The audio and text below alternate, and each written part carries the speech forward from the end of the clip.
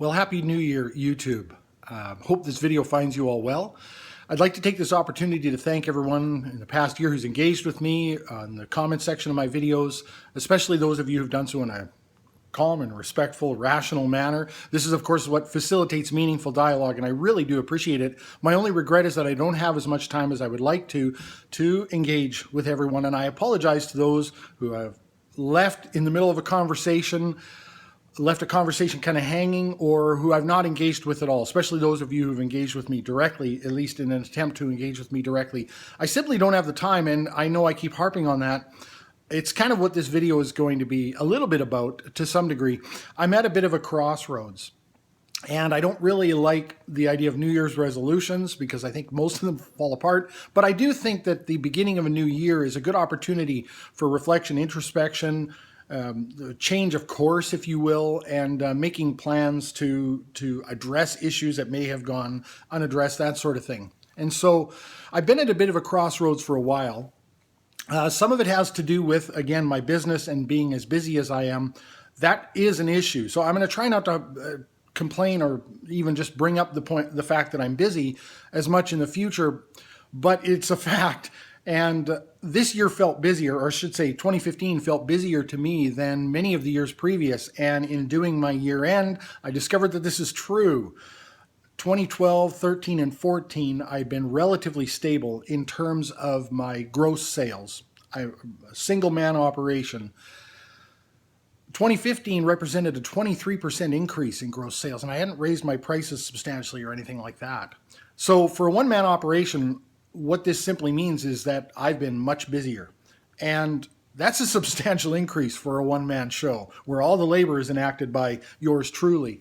And I'm trying to figure out how I'm going to deal with that because it felt literally too busy. I feel like I've suffered as a result, mentally, maybe even physically. And so I've got to figure out how I'm going to manage that. I'm a victim of my own success. I know it's a good problem to have, but it is nonetheless a problem because it impacts myself. It also impacts that core group of clientele that I really rely upon, that have been loyal to me since the beginning. I've been in business 11 years now.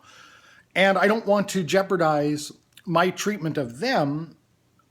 And I somehow have to figure out how to manage that with respect to a lot of the new clientele I've been getting.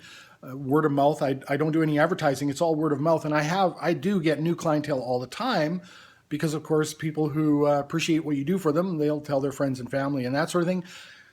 And it's compounded by the fact that good people tend to refer good people. So it's hard to turn anyone away because I don't really have any quote unquote bad clientele, undesirable people, maybe people who don't pay their bills and that sort of thing. I'm very fortunate in that regard, but it is nonetheless an issue, and I'm not interested in hiring anyone for several reasons, not the least of which is that my existing clientele, a lot of them have come from other shops where they've basically expressed that they used to deal with so-and-so.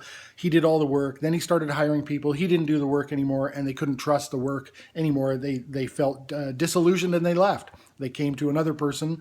Essentially, in my business, when you're a sole proprietor type automotive repair mechanic, and you do, essentially a good job for people, you treat them fairly, what they're really buying is you. And so it's very difficult to try to replicate that in another employee. So I'm that busy. The other thing that's happened to me, I've noticed in the last few years, is I've had some minor health issues. Now, they're nothing serious, but I'm 48, and I think it's wise to pay attention to the signs that your body is giving you if you're starting to feel the effects of certain things. And so 2016 for me, I think, is going to have to be a year of focusing on my personal health and working out a lifestyle change or modification that's going to promote long-term health for me. And of course, what that means is more time devoted to exercise, cardiovascular routines, focus on diet and nutrition and that sort of thing. Means less time for me, of course, to make any video content and that sort of thing. So I'm not really sure where my video content is going to go. It's been spotty in 2015 as it is. I still love to engage, and I still like to comment on different things. It's been very helpful for me. I was having a conversation with my wife yesterday at breakfast, and I was saying that, when you engage with people on a face-to-face basis, especially people of like minds, there's a tendency for there to be a bit of an echo chamber. There's also a tendency sometimes for people to kind of let you get away with saying things that are irrational, partially because they share maybe in that irrationality, or at the very least that you have a common interest that you agree upon. And so they're not likely to challenge you. Making videos on YouTube is actually really great for kind of having to keep yourself in check and really think about what you're going to say, because the rest of you aren't going to let me get away with saying things that are irrational or unfounded. You're going to challenge me very quickly. And so that's caused me to have to really think a lot more about what I say before I say it, which is a challenge, of course, for someone like myself who speaks extemporaneously. It's very easy for me to say something that's in error, or that is unfounded, irrational. It's strictly just biased personal opinion and that sort of thing. And you guys are quick to jump on that. And I think that's a positive thing, because I think it helps me develop a more rational argumentation, hopefully, for the different things that I want to, the different points that I want to make. So it's been very helpful. And so I don't want to go anywhere. There are actually a couple of times in 2015 where my channel almost went dark. I sort of became disillusioned, and then I was thinking about all these other things, the time issue, the health issues. And I wondered, almost nearly aloud, as to whether I was any benefit to the YouTube community, and as to whether this endeavor, having a YouTube channel and making video content, is a benefit to myself. It's got to benefit everyone for it to be a worthwhile endeavor. Part of the reason that I haven't gone, my channel hasn't gone dark, is I've seen, and I think I've acquired my subscriber base in the honest, old-fashioned way, just one by one, and it's steadily grown. And so I've seen that as an opportunity, or as an indication that I am doing something that somebody deems worthwhile. And so I don't plan on going anywhere anytime soon or anything like that. But I am going to have to make a bit of a course change, a course correction here with regards to a lot of different things in 2016. So I hope you'll all bear with me.